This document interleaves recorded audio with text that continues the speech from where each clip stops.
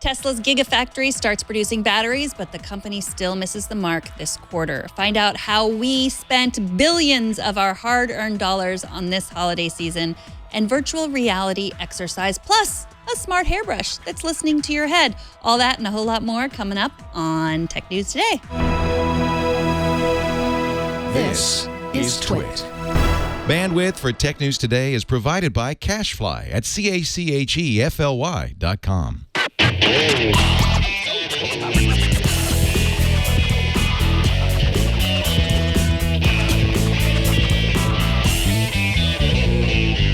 This is Tech News Today, episode 1676, recorded Wednesday, January 4th, 2017. This episode of Tech News Today is brought to you by Tracker, a coin-sized tracking device that pairs with your smartphone and keeps you from losing your most valued possessions. Visit thetracker.com right now and enter promo code TNT to receive a free Tracker Bravo with any purchase. And by Rocket Mortgage by Quicken Loans. When it comes to the big decision of choosing a mortgage lender, work with one that has your best interest in mind. Use a Rocket Mortgage for a transparent, trustworthy home loan process that's completely online at quickenloans.com/TNT.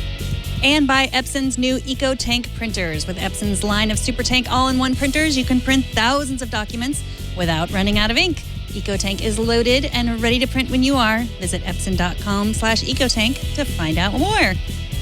She's back. I'm back. Welcome to Tech News Today. This is a show where we talk about technology.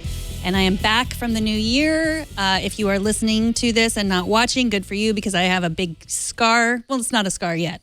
I have a big scab on my nose. Yeah, well, explain. How did this happen? Did you get into a fist fight? Jason disagreed with me about fake news and this did not happen. In the that face. Is untrue.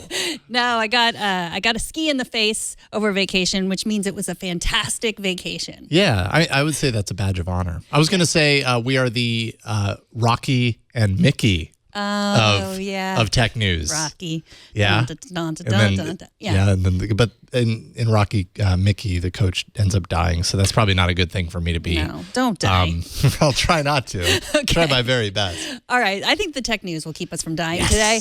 As the Republican-led Congress begins a new session this week, Politico reports that the GOP has adopted new rules banning and imposing hefty fines for live streaming or otherwise broadcasting protests on the House floor.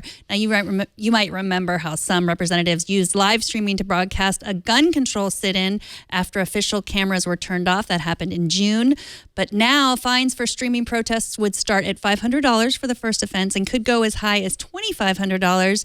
Representatives who oppose the new rule as unconstitutional say they've been fined before and they refuse to be silenced. Yeah, I'm kind of halfway expecting at some point for there to be funds of some sort set up to enable some, and I don't know what the legalities of something like that would be to be able to, I guess, fund these fines because it's not. I mean, what's to stop them from still doing this and being like, this is an important matter, important enough for people to know, therefore I'm willing to foot the cost of it. Exactly. Yeah. I mean, they have up to 30 days to appeal the punishment. So they could say, this was free speech. I'm not sure exactly what the case, but yesterday was their first day and the first Congress's first day back. It's not easy to come back after all that time. No, it's not. I was just thinking that. This whole week has been me adjusting to coming back. I've only gone a week. Yeah, I mean, but it wasn't a great day for them. They were going to they were trying to shutter the independent ethics office, right? And that was a move that was even Trump said that was a bad idea. So was that crazy. So yeah, I don't think we've heard the last of live streaming on the Congress floor. Yeah, and I mean it's not like this is a new kind of rule in the sense that in the past it's been banned. Members have been banned. Like you said, they've been fined for this, for snapping pictures from the floor. This just kind of assigns a punishment to it. Personally, I don't necessarily think that it's probably going to change a whole lot, but I suppose we'll see. Apple wants China bad, enough so that it's willing to say how high when Chinese authorities request that it jump. Apple removed the New York Times app from its app store late last month at the request of the Chinese government, which cited that the Chinese and English language versions of that app violated local regulations. Those regulations actually were not explicitly defined in the request. The Times say they were not contacted by the Chinese government in this scenario. It was just Apple. Times is, of course, asking for Apple to reconsider doing this, and for in their kind of what they're implying is that you kind of folded a little too easily. Like this is an attempt to prevent Chinese readers from having access to independent news coverage, and that should not happen. Yeah, I mean, you could still get the Wall Street Journal app, and there was a few other apps that that are similar to the New York Times that haven't been blocked. But the New York Times website has been blocked in China since 2012. 2015, the fall, Apple News is blocked. I don't even really know people that use Apple News, but it is blocked there, so you can't get. When everything else is blocked, Apple News might actually be really, really valuable. So true, but it is blocked as well. Yeah. So Katie Benner says she wrote this piece, and she said that this happened the day after the Times reported a story about a Chinese propaganda video. So really, she says this was in response to that, as was the blocking of the New York Times website in 2012, which was written they wrote some unflattering articles about the prime minister, and then they blocked the website after that. So it really, it's China is very different from here in terms of journalistic freedom. Yeah, and Apple is going to comply with local laws. It just kind of shows exactly how important the massive potential of the country the size of China has for these technology companies that are, they're public companies. They're built around growth. Shareholders expect growth. This is a massive market that is really difficult to walk away from, or to make some sort of ethical or political statement to say, well, we're going to turn away from that money. The potential of making money in that country for this or that reason. And that's kind of a part of what we're seeing here. Mm-hmm. That's really difficult to walk away. The Wall Street Journal says consumers spent $967.6 million on mobile games for iOS and Android over the holidays. That figure is up more than 50% since last year, and nearly 90% of all gross app revenue came from games. So, on our year-end gaming episode, we talked a lot about how people are really ready now to pay for games. Not just the 99 cents. We talked about Super Mario Run, which was $10. People paid a lot for that. And traditionally this time of year is big on game payments because people have new devices and they have some free time to pay. So mobile gaming is getting really big. Well, it is. It's the biggest, largest sector in gaming right now. One study that I read said mobile, $36.9 billion in revenue worldwide for 2016, compared to computer gaming, $31.9 billion, and console gaming, $30.8 billion. All the majority of the money, if what you're looking to do is make money and with games, then the mobile market is where you go. And also around the holidays, you see lots of discounts, lots of lower prices to kind of get you into the door, or bonuses. We'll give you 1,000 coins if you do this or that or whatever. So there's a lot of incentive, I think, not to mention all of those fancy new devices that people are playing those games on. So yeah, Engineer John here, they talked about this on iOS today when I was out, but he just started playing a game called Field Runners Attack. It's an iPad game. He says he spent a lot of money on it. And we talked about it. It's like, people spend ridiculous amounts of money on shoes or purses or, going out to crazy fancy dinners. It's like everybody has their thing. And he said his thing is Field Runners Attack. So Field Runners was a fun game. I didn't know that there was a new one. Field Runners Attack. Field I'll have to find that and then go broke. Attack. Yeah. Yeah. Mm-hmm. That sounds like a delightful idea. He said you can play it without spending tons of money too. Of course. He just wants to have the best, strongest players. That's how it gets you. Uh-huh. You start playing and you get really into it, and then you just realize, like, well, maybe if I, if I just did this, I'd have the, yeah. and then it snowballs from there. Tesla had some bad news and some good news. First, it announced that it missed its target for 2016 vehicle deliveries by about 4,000 vehicles, seeing a slowdown in production during the last quarter in particular, thanks to changes to the Autopilot software that are just now starting to kind of roll out.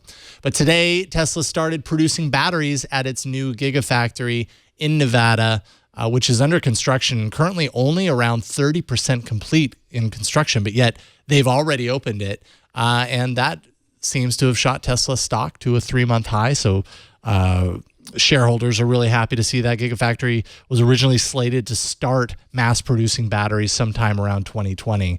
Yet here you are, 2017, only 30% of construction is done, and they're already producing just a ton of batteries. And they kind of need to because of the whole Solar City deal that's really kind of happening right now.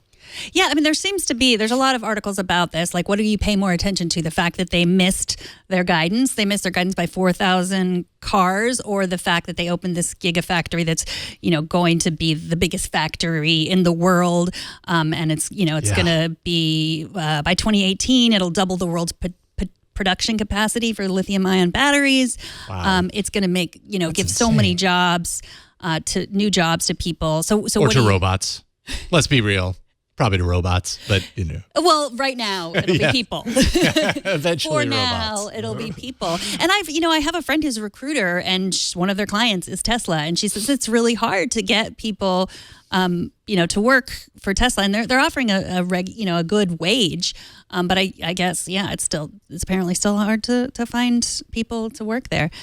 But I think. Also, the way that the reason they miss their targets on cars often, there was an article in Business Insider that sort of explained the two reasons.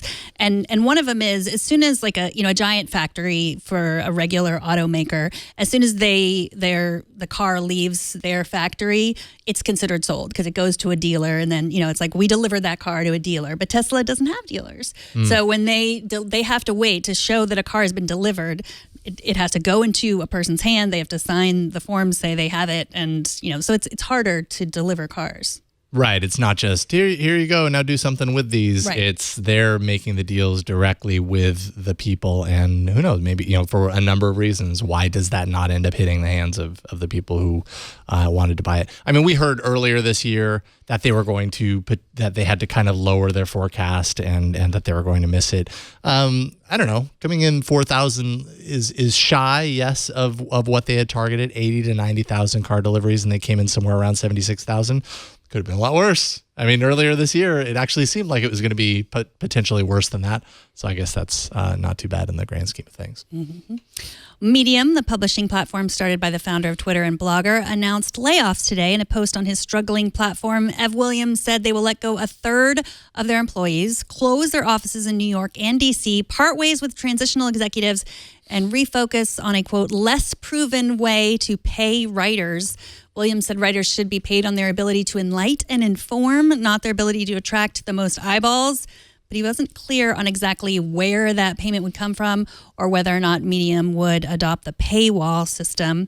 So this makes me wonder about all of the announcements we've heard, their partnerships with Back Channel and The Ringer and all. Those are all part of Medium. So what happens with them? I don't look at a lot of Medium stories from people I don't know, but I do like it as a platform for writers that I do know and that I follow on Twitter, as like an easy platform to really express things. And they don't have to be backed by a big corporation or a big website. So I'm concerned what the future of Medium will be. I know you are a big fan of Medium. I am. This I have learned throughout the course of 2016. And I like Medium too, actually. There's a lot of really great stuff being written by everyday people on Medium. That's kind of the power of the platform. It kind of suffers from a similar problem as Twitter in some ways, in the sense that it's a product that has insane potential, has a pretty great user base, including very key people using it.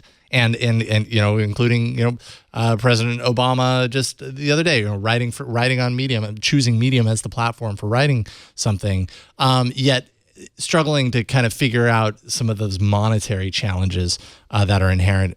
Medium grew quickly. That could be part of the problem. It was one of those quick growth using the traditional ad model to do that in the grand scheme of things along with that growth. Obviously, that's not working.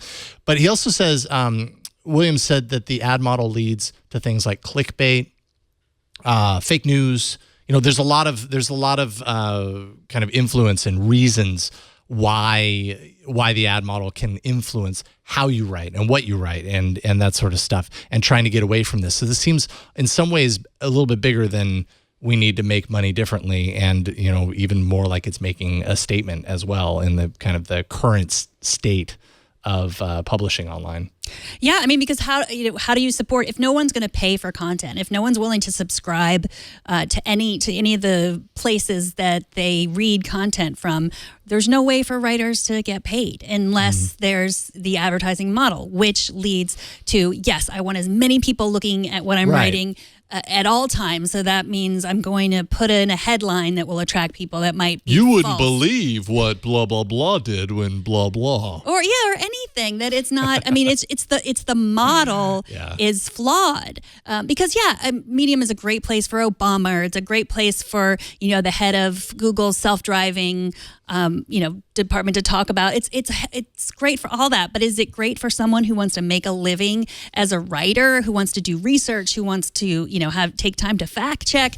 No, because they're not going to get paid to write something on Medium. They have to go to a place where they are backed by a big corporation, a big website, or they're not, or a place where it's the ad revenue model. Could you see as a fan of Medium, could you see it succeeding in a paywall kind of approach? Do you think that's too limiting based on what they have going there?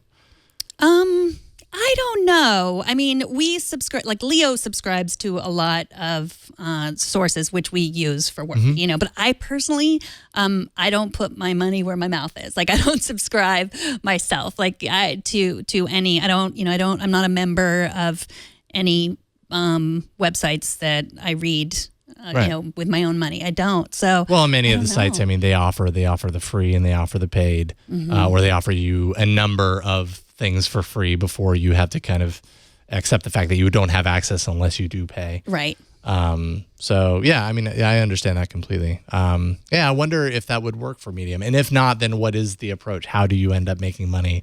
I think it's a problem that whether they're doing it out of necessity or whether they're doing it out of that, as well as trying to kind of make a statement based on where things are at. I think it's a problem that needs to be addressed because we're starting to kind of see a lot of dramatic effects around why that might not be the best way to go about it. But at the end of the day, they need to make money, and if you don't do that, you're going away. Right. And I would hate to see Medium go away. Right. I mean, we are supported by advertising, but we don't need to do like the clickbait sort of, keep listening right now because I'm about to do an ad, that we don't have to do that because it's a different model. So, but, who knows? Speaking of advertising, after the break, we'll check in with Father Robert from CES. But first, let's take a minute to thank Tracker, the sponsor of this episode.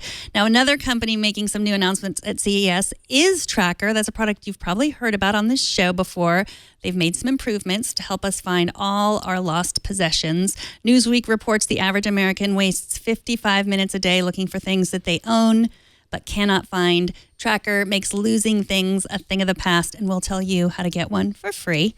The Tracker Bravo locates misplaced keys, wallets, luggage, instruments, bicycles, electronic devices, even pets in just seconds. The coin-sized device is constructed with anodized aluminum for the thinnest, most durable tracking. You can easily attach it to your items with a key loop or stick it with the adhesive that comes with it. It's enabled with Bluetooth LE, so the battery lasts you up to a year. You can add a laser engraved message to each Tracker Bravo, like return or pet info, and you can now personalize your tracker with a custom printed image. Pair Tracker to your iOS or Android device and find its precise location with a tap of a button. It's that easy. Your phone can track up to 10 devices at once. You can customize two-way separation alerts so you're notified before you leave your item behind. And if you lose your phone, you press the button on the tracker and your phone will ring even if you've had it on silent. With over 3.5 million devices shipped, Tracker has the largest crowd GPS network in the world, so your lost item shows up on a map, even if it's miles away. If you lose your item, the Tracker app records its last known location on a map. Then when another Tracker user comes within a 100-foot range of your item, you'll receive a GPS update of where your item is located. Go to thetracker.com and never lose your possessions again. Plus, just for our audience, if you enter promo code TNT, you'll get a free Tracker Bravo with your order. That's TheTracker.com, promo code TNT to get your free Tracker Bravo today. All right, CES ramp up is underway. In fact, the show officially begins tomorrow. Finally, we're there. We've been talking about it all week. Show hasn't even started yet. But our own Father Robert Balacer is already in Vegas checking out some of the cool technology, including the Moho system for cord cutters. Let's check it out. Thanks, Megan. Thanks, Jason. We're here at actually before CES starts. This is CES Unveiled. I thought you might want to see what I think is one of the most exciting pieces of technology to start the show, and that is something special for cable cutters. You know, those cord folk, the people who want to get rid of Comcast. They want to make sure they're not paying a monthly fee. They want to make sure they can get all their digital entertainment. Well, a while back, I got a press release for this. It's a Moho antenna, and I'm speaking with John Cable, who's going to explain why this might be the missing ingredient from your cord-cutting lifestyle. John, what is this? This is Moho Airwave. This is the world's first wireless antenna, the world's first combination OTA and OTT device, and we think is the most beautiful antenna ever made. So what you've allowed me to do is you've now given me a device that out of the box can receive over-the-air OTA transmissions in HD, which most of us are getting. If you're living in a major city, you've got them. Absolutely. And watch them on a network-connected device. That's right. What do you have to do to make that happen? Okay, so we've actually built a app for Apple TV, Roku, Amazon Fire, your phone, your tablet, everywhere you need TV, we have an app. This works by connecting to your Wi-Fi and connects to that app, and you get OTA just like you would get a streaming service on your streaming box. So now we've kind of taken away the different inputs, and now we've combined everything into one ecosystem. Okay, but before we go any further, this sounds an awful lot like a business that we all heard about years ago, made a huge splash called Aereo.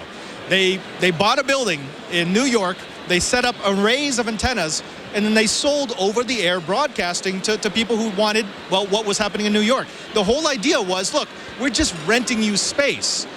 Great idea. I tried it once. It worked really well, but they got sued out of existence. So why aren't the broadcasters going to come after Moho for essentially doing the same thing? So I don't think it is the same thing. What we're doing is taking the broadcast that comes into your home and doing a private performance within your Wi-Fi network. It never leaves your home. It's completely safe and legal. Got it. So the whole idea is, look, we're not selling you a service, we've sold you a device. That's right. What you do with that device is up to you. Absolutely, absolutely. Now let's talk a little bit about the setup, because this is also something that our audience knows about. There are ways of doing this currently. You could get yourself a home run box, get a couple of cable cards, and now you've got the access of a DVR and a network translation for all that cable programming. You could get something like a Synology NAS with a little USB dongle and pull that programming off right out of the air. But the issue has always been the antenna. If it's OTA, you need to get a good signal, and that's not always going to be in your network closet. So how do you create a network device that still can get my OTA signal? So you can absolutely do this on your own, but what we've done is combined everything into one device. This is a device that hooks to your Wi-Fi. You're completely unencumbered by wires now, and you get the best placement. That's the real key. Antenna's about placement, so if you need to get this high, so easy to do. All you need is power. All right, where will we be going for this? Because obviously people are going to be interested. Anytime you can tell them, hey, you can cut off a $60 a month cable bill and get most of the same programming plus all the local stuff, people get excited. But where do you want to see Moho next year? Are you just going to sell antennas, or are you going to start looking at maybe increasing your product offering, maybe making there a more social aspect? What's in store for Moho? I think the future for us is free TV everywhere. We really believe it's the one thing that unites all Americans. They dislike the cable company. So we're going to continue to build products that make people really happy and get them free TV easily. And that's our future. In 2017, I think you're going to see everybody getting on board. Thank you very much for speaking with us, Don. Thank you for sharing this tech. I am so excited to try this out. I really want to see how it works, especially in San Francisco, which has some great OTA programming. I think Moho might be for me. Awesome. Megan, Jason, there you have it. CES hasn't started, but I'm already calling this one of the best products. If you're looking for a way to get OTA programming without paying an arm and the leg, maybe you need to look at Moho. It's funny with all the cord cutting, how it's evolved over the years. It's like people have retracted away, and actually it seems to be picking up steam because there's a lot of devices that are actually enabling it in a more comfortable way for people to cut the cord, moving away. But then they realize, wait a minute, there's free content floating in the skies. I completely forgot about that. And so devices like this are going to make that super capable. And then yesterday we talked about the Dish Air TV that kind of combines the Sling TV offering with the OTA antenna to kind of integrate that into the guide and into the box and everything. So there's a lot of options now. Mm-hmm.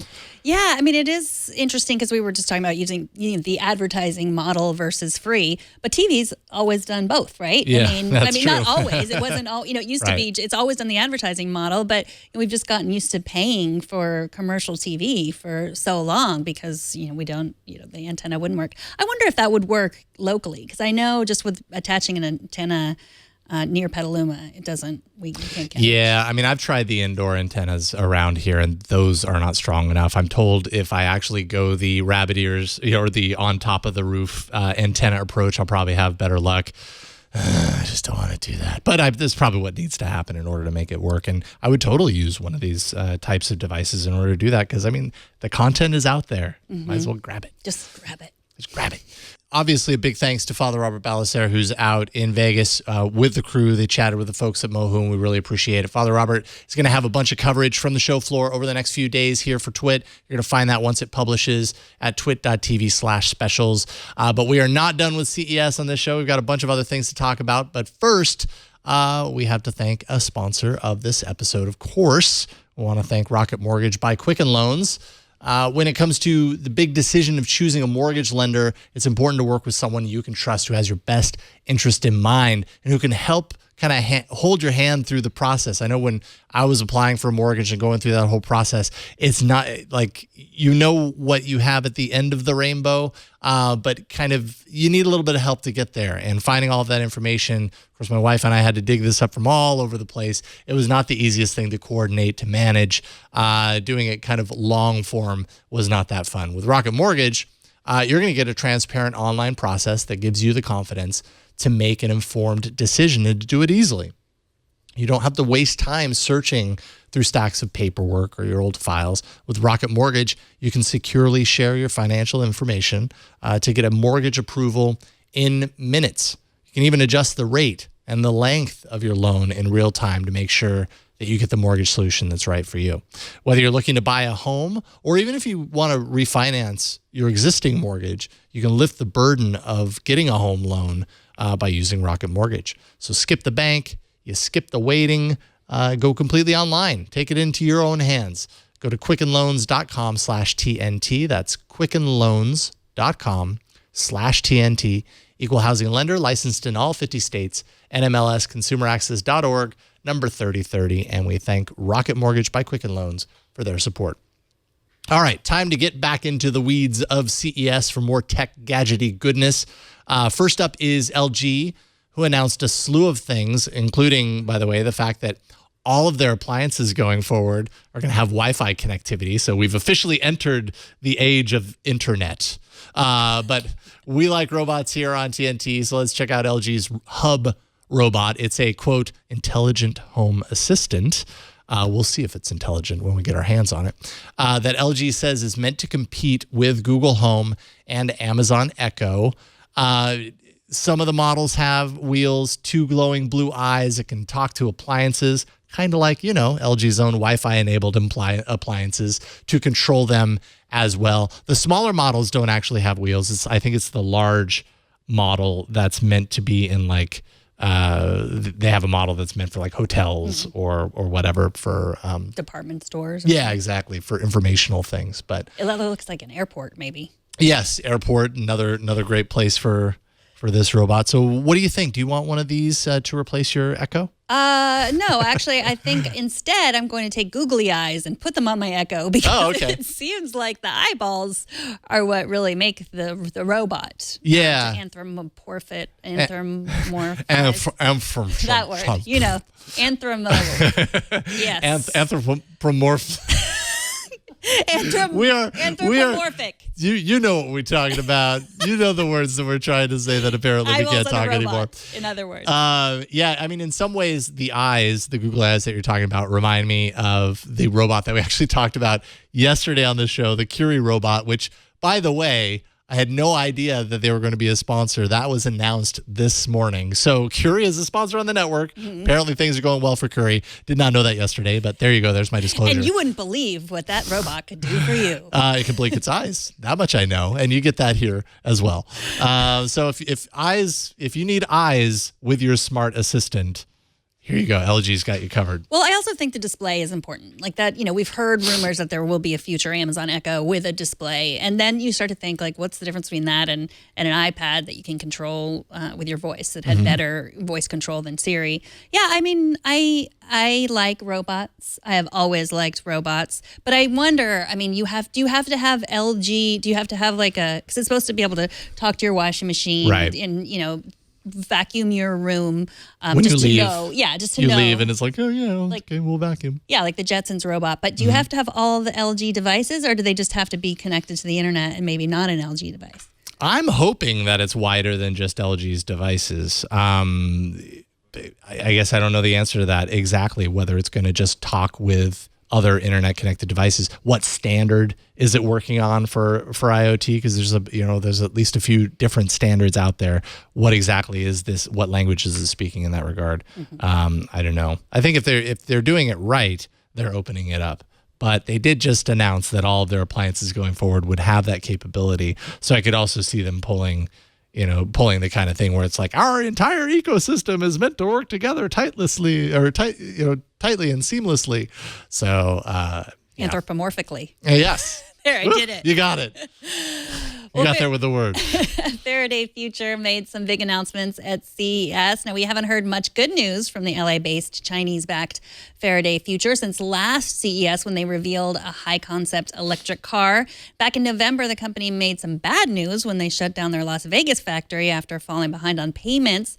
But last night at CES, Faraday Future revealed its first commercial electric vehicle aimed squarely at the Tesla market.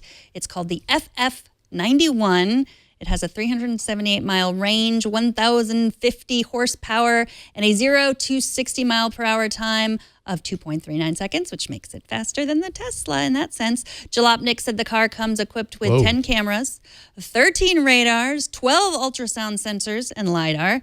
Right now, you, Jason, can put down $5,000 to reserve one for yourself. The company has yet to release a full price tag or a production date. And the presentation, I wasn't at CES, obviously, I'm here, but the presentation was a bit awkward.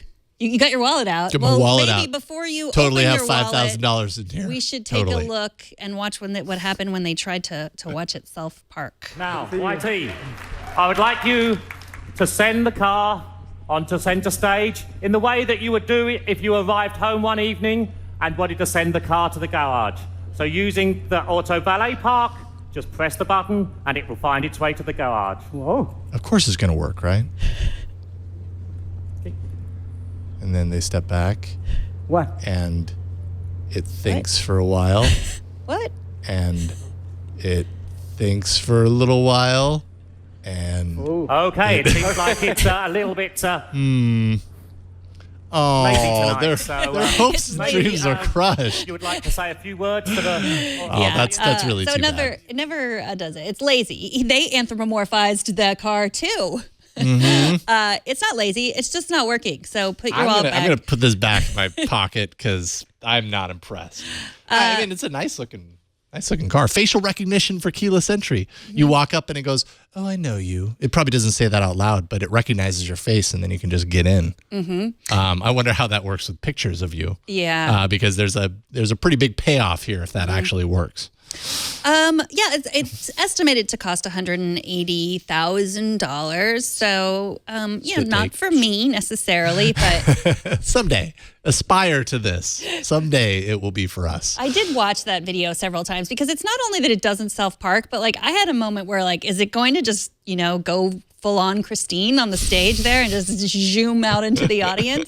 Because you never know. No, but I did realize that not that I want an actual representation of Christine that you could buy, but I wouldn't mind Kit from Knight Rider. If they could actually make Kit happen, I bet you someday down the line in the future, maybe Faraday can put that out. And I think that's I was never a Knight Rider fan, or did it? It wasn't a self-driving car. It would just talk to him, right? It had self-driving capabilities. It wouldn't just talk. Well, it also talked. It would. Yes, that was a big feature. Michael. I really liked that show, apparently. Lego is showing off Mindstorm, but for a younger generation of builder with its new Boost sub-brand. The combination of sensors, motors, and included bricks allow children ages 7 and up to create things like robots, cats, vehicles, even a guitar. A companion app on a tablet is actually essential to building these creations using a coding interface with drag and drop modules, as well as designing the many behaviors that those creations will exhibit once complete. So you can kind of customize it to do and respond in ways that you want. For example, pulling its finger and it sounds a fart noise, which they've demonstrated. They say, yes, it's childish, but the kids love it, which I can imagine they probably do. Is this something that you might imagine getting for your kids? I think it's really neat. I would, yes, I could imagine getting this for my children. Do I think that they would then take it and then be super charged up to explore with it? I don't know, because sometimes they surprise me in that regard with the things that I think they're going to like and then they don't, and vice versa. But I think it's really neat. It's expensive. It's $160. It's going to be available in August. But I think any way that you can, like what this really does when you see the interface on the tablet and kind of the programming interface, it really instills basic kind of education around coding, around programming things in an if-then sort of methodology, and that is essential in many ways to the future. It's essential to now, but I have to imagine that's even more essential as we get further in the future, as jobs are virtualized in many ways. We have to educate ourselves in more technological ways. And I think starting young, if you can make it entertaining and enjoyable for kids to do this, then I think that has long-term benefit. I have to imagine it does. Yeah, Lego Mindstorms, which is, as you said, it's for a little bit older. This is aimed at 7 to 12-year-olds, and then Lego Mindstorms picks up after that. And that's been around for 20 years almost, I feel like, almost 20 years. For a while, yeah. And I've always been a fan of Lego Mindstorms. And, a couple months ago, we talked about Fly Bricks, which was a drone that was sort of made of Lego-like bricks. I got that for one of my 11-year-olds for the holidays for Christmas. He loved it. And it was amazing because you sort of put it together like Lego bricks, and you fly it. You can make a quadcopter or an octocopter. And then, it lands and it breaks because it's Lego, when you throw Lego, and then you put it back together. Yeah. And it really was, it worked as intended. It wasn't cheap either, but yeah, I do think that the combination of Lego and any kind of sort of building robots and coding, that's going to be helpful. I think overall for something like this to work with kids, and especially 7-year-olds and above, is that it has to be capable and relatively easy and not overly complicated. Like if you overly complicate it, which something like this maybe needs to be based on what you're actually doing with it, you run the risk of the kid detaching from it entirely because it's just like not quite pushing through to get to that point of, aha, I understand how to do this now. And so you run that risk. But I suppose that's what would probably make something like this a really good kind of like companion toy where, parents and children work together on it until they feel more comfortable with it. Yeah, I mean, being able to make things, that skill should not be for sure underestimated. Fitbit is expanding its tech health features by integrating with several different services, including a meal plan and a VR exercise bike. Today at CES, the fitness wearable company announced that as a Fitbit wearer, you can get personalized menus based on your wearable data from a company called Habit. That won't come for free, but you can get it. You can also get Fitbit credit by riding the $400 Veer Zoom.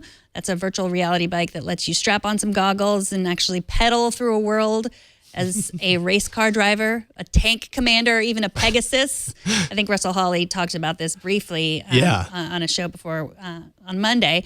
The Veer Zoom works with PlayStation, VR, Oculus, and the HTC Vive.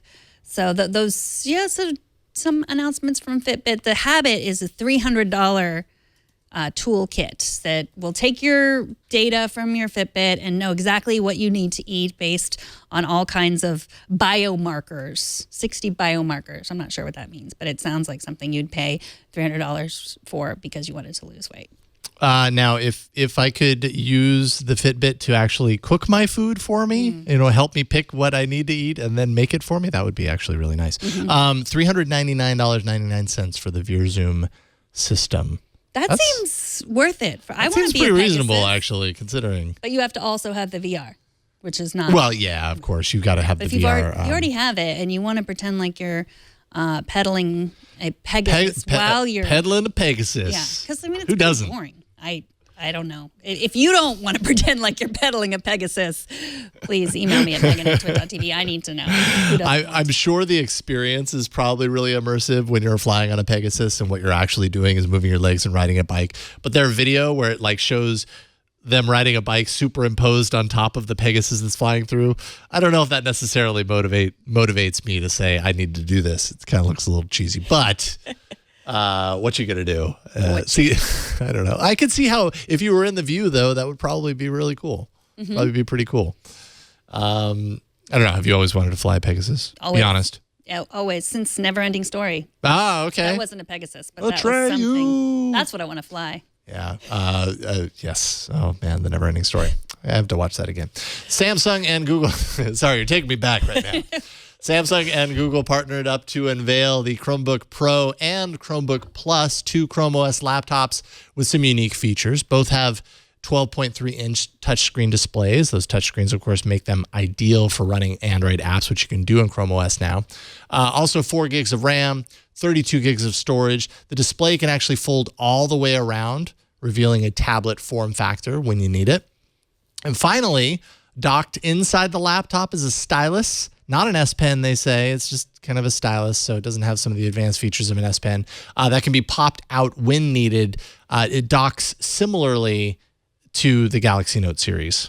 But I think this looks really nice. It's an aluminum body design, USB-C ports for power and external monitor connectivity if need be. I think it looks great. I think it does too. It's sort of their answer to the iPad Pro or the Surface Book, but much cheaper. Right. The Chrome OS world is just a less expensive world. So when you're talking about these, the Plus starts at $449. There's no official price on the Pro. What differentiates these? Because most things are very, very much the same between them. The Plus has an ARM processor, so kind of a lower power processor. The Pro has an Intel Core M3. So I'm not sure that the Pro is going to come in an insane amount higher than that $449 price point. I'm guessing probably like $100, $150 more, but that's purely a guess. No, I can't tell. Does it folds on itself? So you hold. How do you mean? You can fold it back? And yeah. Yes. I mean, you can fold it all those ways. There's no rotation or anything like that. It's just basically you can do the 3 different stages: up in a laptop mode, kind of the tent mode, and then all the way around so that you can use the tablet. And that's really nice because anymore, I feel like the tablet form factor, just tablets in general, as a trend has really died down, but yet there's still a lot of reasons why you might sometimes want to do things in the tablet form factor. The fact that Chrome OS now has support for Android apps and the fact that this can transform into that tablet form factor means that if you're thinking, do I get an Android tablet or not? I mean, more and more, I think what you do is you get a Chrome OS that can do this sort of thing. because then you have the laptop when you really need it for productivity stuff, and you have the ability to do the tablet and all the Android tablet apps, or just Android apps in general, in a tablet mode. And it's like you get the best of all worlds. Now, would you get this? Would you buy Yeah, this? I actually think it looks really nice. And I'm going to need to upgrade the Chromebook Pixel at some point. The fact that this is a Google and Samsung partnership might hint at the fact that this is kind of the Pixel, the next Pixel step, let's say, unless Google has some sort of Pixel coming down the pipeline by the end of the year. So you're always taking a gamble. But yeah, I'd seriously consider it because I need to upgrade this at some point. So might do that. TNT's fan of the day is Andres Salgado, who visited the studio yesterday with his family. I missed him sadly, but he watched the episode of TNT live, and Andres said on Twitter, "I'd rather watch live." Yeah. You can watch live too. Tickets at twit.tv. Send an email. Come and visit us. We've got lots of room for you. And also, you can show us how you watch or listen to TNT, record a video, or take a picture of yourself or your setup. Post it on Instagram, Google+, Twitter, or Facebook. Use the hashtag HowIWatchTNT, and we will find it. Now, after the break, perhaps the greatest announcement from CES 2017, a tiny microphone that listens to your hair. But first, let's take a minute to thank Epson, the sponsor of this episode. Epson's revolutionary cartridge-free EcoTank line of printers for home and office introduce a new age in printing.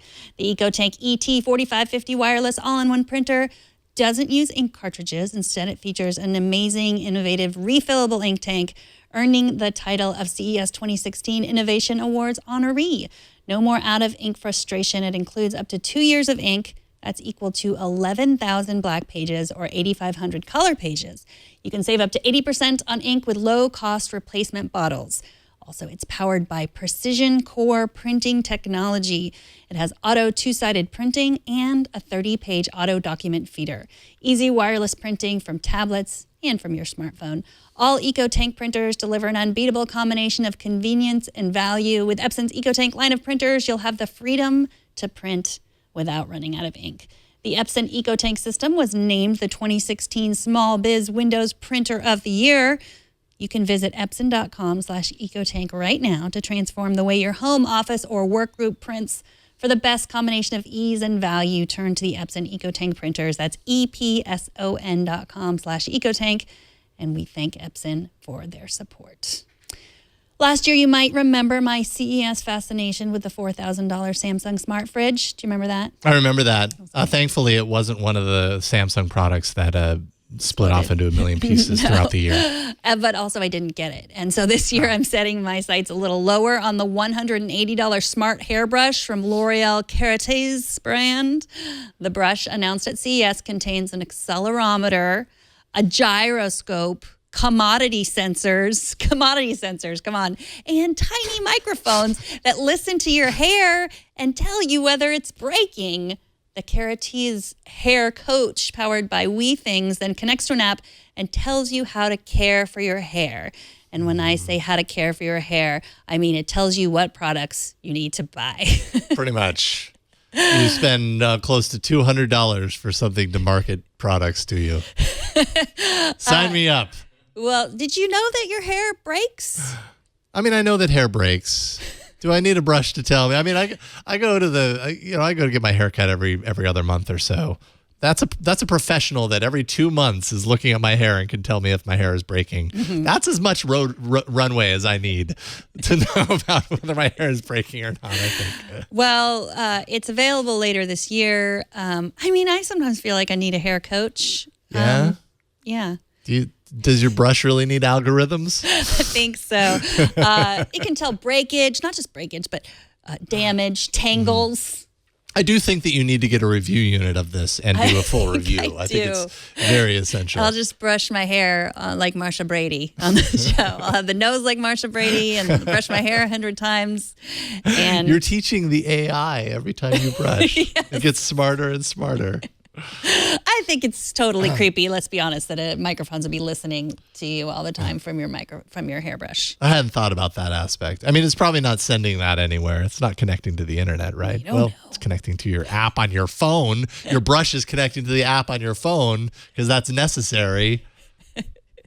I don't know what to think about that. I don't know what to think about it, except for you got to love CES, especially sitting in this chair and not there getting the germs. That's true. Although I feel like I got the germs anyways. I'm fighting a cold if you hadn't noticed. Burke says scissors break your hair, by the way. Getting on the record here in this topic. That's technically true, I suppose. Scissors do break your hair. Thank you. But in a good way, Burke.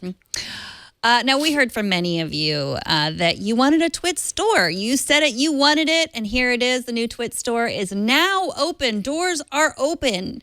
Check out the new designs. We brought back some popular favorites. This is not a brick and mortar store yet. It is an online store. We'll be adding show-specific gear, new designs every week. You can go there. All you have to do is go to twit.tv/store. The no smart fridges and no smart hairbrushes are sold, and there are no tiny microphones in these T-shirts. They are dumb T-shirts. They are not smart. They're not going to listen to you. We promise. They're dumb T-shirts with smart logos. No, they're good looking. I'll have to work on that. They're not going to listen to you. They're not going to record your conversations. It's true. They're not going to do anything but be pretty. That's true. Yet. TNT records live every Monday through Friday at 4 p.m. Pacific, 7 p.m. Eastern, 11 p.m. UTC at twit.tv/live. You can be part of the show by emailing us, tnt@twit.tv. You can leave us a short voicemail, 260-TNT-SHOW. And you can find us on Twitter. We're at Tech News Today TV. And I do hope that when you were home for the holidays, you subscribed to all your relatives' phones. Did you? Yes. Did you? If you didn't, you probably didn't know how to subscribe. Here's how. twit.tv/TNT. And if you want to tweet at me, I'm at Megan Maroney. And I'm at Jason Howell on Twitter. Thanks to Anthony, our technical director for the day. Thanks to Burke for helping out in the studio. Thanks to Kevin for editing the show. And thanks to you for talking tech with us today. We will see y'all tomorrow. Bye, everybody. Oh, and thanks to Father Robert Ballas here for the segment. We'll see y'all tomorrow. Bye, everybody.